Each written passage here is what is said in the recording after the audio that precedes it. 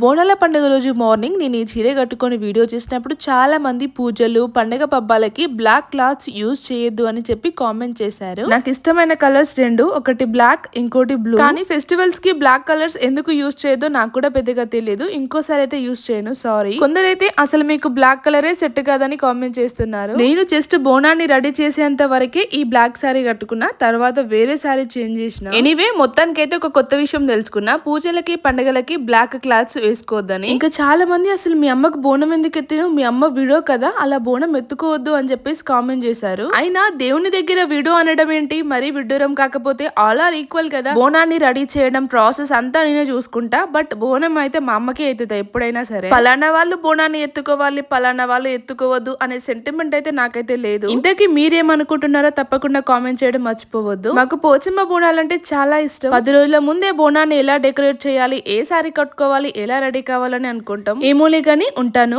Next video కలుద్దాం. Bye.